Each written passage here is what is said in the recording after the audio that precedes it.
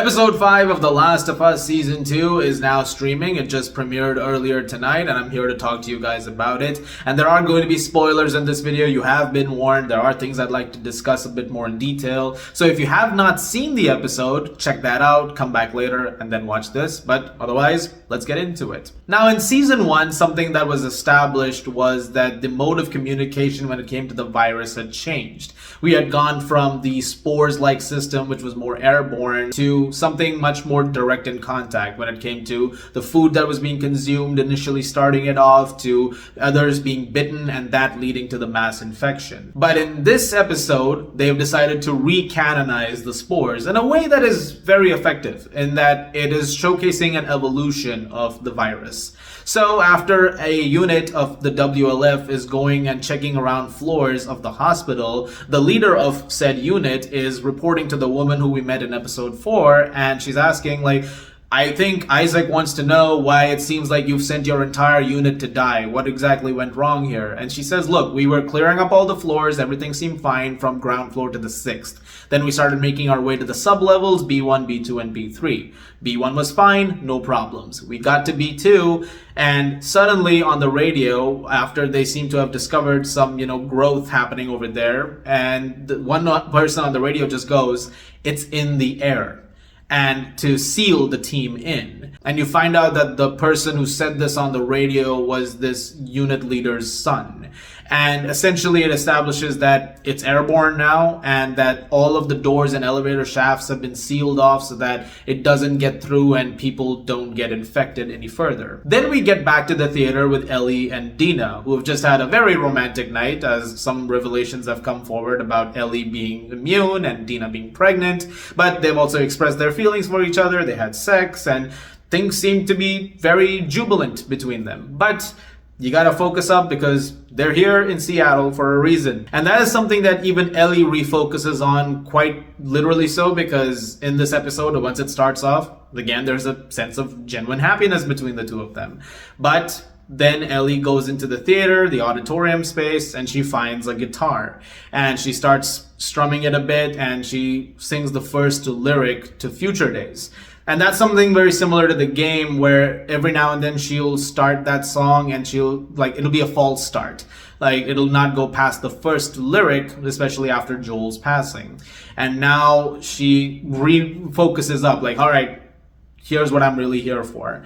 And eventually they do set out, and Dina has decided in this continuity of the story that she wants to come along with Ellie to take on Joel's killers.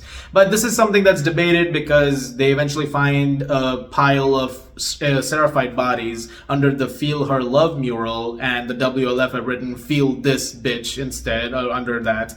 And essentially brings up the fact, Ellie brings up the fact that I think you should go back, because this is not something that you should come along with me on.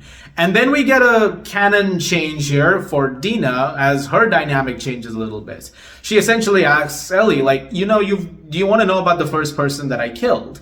And she tells the story of a raider who got to her home in Santa Fe a long time ago and killed her mom and her sister. And that she was playing outside, but she had a gun on her, and this was against her mom's wishes. But when she got back, the raider was still there, and she shot him and killed him. It's like, look, it doesn't matter what my family might have done to this raider. If someone had done something like that to my family and had gotten away, I would have never stopped hunting them.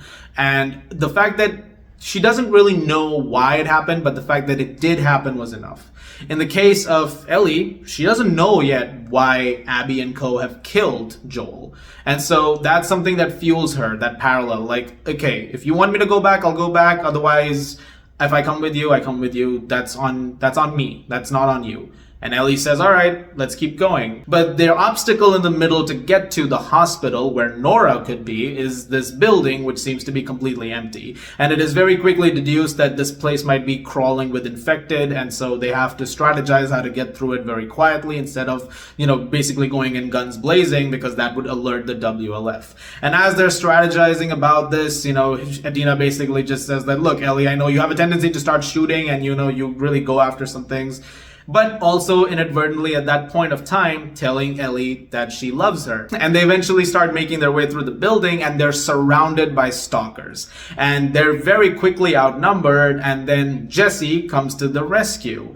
And he basically just says that, look, I left Jackson with Tommy. We both doing our own thing, so he's off on his own. Wonder what he's up to. And I'm over here. We found your map in the theater and essentially tracked them over here. And eventually all of them start to evade. Enough shots have gone off in trying to evade the infected, and the WLF has been notified, so they're also giving chase. They run into this park-like area, and eventually the WLF stop because they're like, no, we can't go in there. And if you've played the game, you know why. Because that's where the Seraphites are. And you get a scene over here with them as they're about to execute a WLF soldier, it seems, and it plays out very much like the game. They're about to string him up, and they essentially are saying, like, she is the one who guides us, and that the people who are about to be killed, they're nested with sin, and to free them. And as they're killed, they said now he is free. But they also hear that Ellie and co are in the forest, and they start going after them, and Dina gets shot with an arrow, which immediately decommissions Dina for the rest of this, because she has to get the arrow out of her leg. So Ellie tells her and Jesse, like, you guys get back to the theater, I will join you over there, let's split up. And so as they're all evading the Seraphites, eventually Ellie sees the hospital in the distance and makes her way towards it. A very well done sequence overall. It's very similar to the game in that sense, and you get that terrifying feeling of the Seraphites coming after them, especially with the whistles that are going off. Really, really well done. And eventually, Ellie makes it to the hospital. She sneaks her way in. She avoids a dog from sniffing her out, which is, again, very similar to how you avoid dogs in the game, either by throwing a bottle or a brick sometimes to, distract from the noise. And then she confronts Nora and is like, well, you remember me, right? And yeah, you remember me. And Nora's a little perplexed, what are you doing here?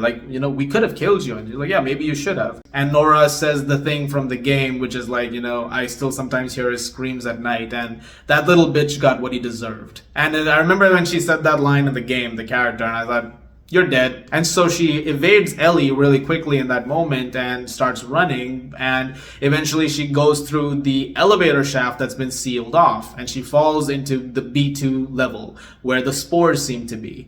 And as Ellie is giving chase, she's already immune, so she makes her way down to the floor, and she sees this overgrown, the tendrils surrounding the entire floor, and she sees the team of WLF that went down there to explore what was going on, and how all of them are trapped in this almost xenomorph-like thing, where from Alien, which feels like a very clever reference to that. They're sort of trapped in there and they're breathing spores out in this really wheezing manner. It's some very creepy imagery. And this leads to a thing that I think a lot of people have been waiting for, which is the appearance of a darker version of Ellie. So she corners Nora and she's asking her, where's Abby? And he's like, you've killed us both because we're both breeding spores now. We're both gonna die. And she's like, are you sure about that? And that's when Nora realizes that Ellie is the immune girl who was supposed to be the cure. And she's like, don't you know what Joel did? And then she explains, he killed everyone in that hospital, and the doctor who could have saved everybody was Abby's father.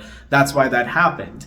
And Ellie hears the story, and there is something different at play here, because now Ellie knows the motivation. She knows what Joel did, and that led to them going after Joel. And she hears that, and she says, I know. Where is she?